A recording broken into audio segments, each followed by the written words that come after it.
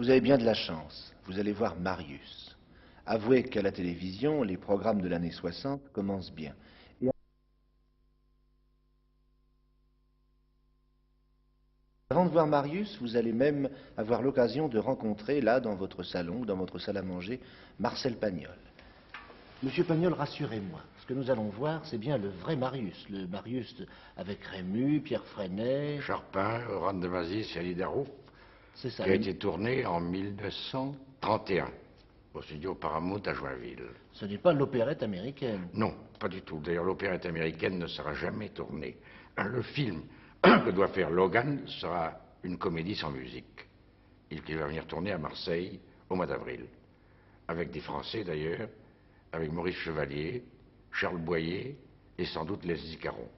Ça ne vous choque pas un peu que Marius et César et Fanny deviennent des personnages américains? Je suis d'ailleurs très heureux que vous me posiez traîtreusement cette question, parce que vous me fournissez l'occasion de répondre à un assez grand nombre de correspondants qui m'ont fait l'honneur de m'écrire des lettres d'injure à la pensée que j'autorisais une mutilation de Marius. C'est-à-dire qu'ils ne pensent pas qu'on puisse le tourner en anglais.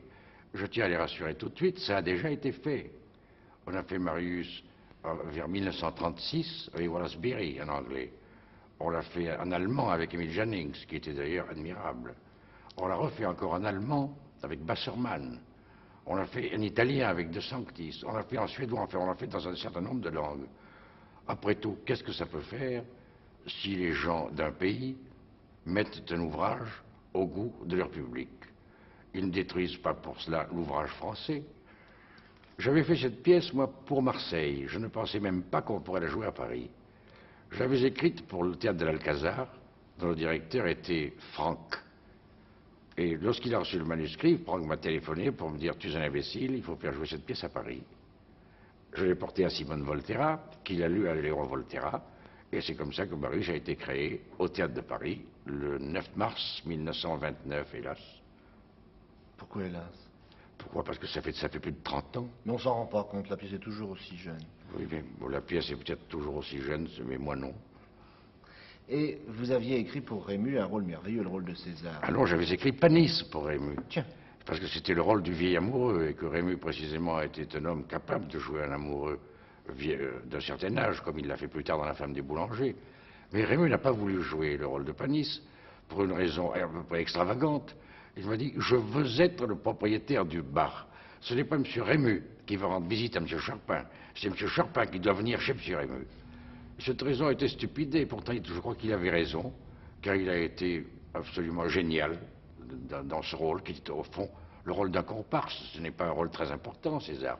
On pourrait le couper, et il resterait tout de même l'histoire de la pièce. Il a dû être bien content quand il a lu la partie de cartes, car c'est un morceau de bravoure merveilleux, ça. Eh bien voilà, la partie de cartes, je voulais la couper, et Volterra ne la connaissait pas. Et on a répété pendant 2 mois sans la partie de cartes, parce que je trouvais que c'était un sketch, et que j'avais à ce moment-là des théories très sévères sur l'art et sur le théâtre. Et puis Rému a dit à Volterra un beau jour, il paraît qu'il y a un sketch extraordinaire là-dedans et que j'aimerais beaucoup jouer. J'ai été obligé de montrer la partie de cartes à Volterra, et on l'a introduite presque à l'avant-dernière répétition. Il y a un acteur qui a dû avoir un travail considérable à fournir, c'est Pierre Freinet. Ah oui. Parce qu'enfin, il n'est pas marseillais du tout, lui. Alors Pierre Freinet est alsacien, n'est-ce pas? Eh bien, lorsqu'on lui a proposé le rôle, il est parti pour Marseille. Il est resté 1 mois à Marseille, il s'est habillé en Marius avec un petit foulard autour du cou, un petit chapeau de paille, et il est revenu avec l'accent marseillais au bout de 15 jours. C'est l'acteur le plus adroit que je connaisse, indépendamment de son talent qui est très grand. Ce film est presque un des premiers films sonores. Il y a eu avant Jean de la Lune, qui a été, pour moi, le véritable premier film parlant, n'est-ce pas, qui parlait vraiment.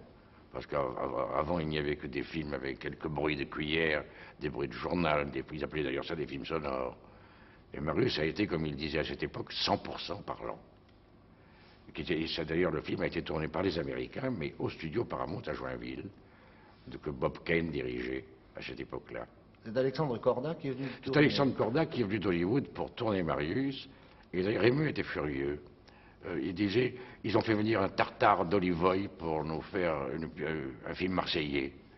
Et puis, il est devenu un très grand ami de Rému, dès le premier jour de Corda, dès le premier jour de tournage. Parce que l'ingénieur du son, à cette époque-là, ils étaient terribles, les ingénieurs du son. C'était des sorciers, c'était un mystère, le son. L'ingénieur du son est sorti de sa cabine et a dit « On ne peut pas enregistrer la voix de M. Rému ». Et alors Corda lui a dit « Monsieur, c'est bien dommage pour vous, parce que Rému, on ne peut pas le changer, mais vous, on peut vous changer. » Et il a mis à la porte. Merci, M. Pagnol. Merci d'être venu aujourd'hui. Et puis surtout, merci d'avoir écrit Marius.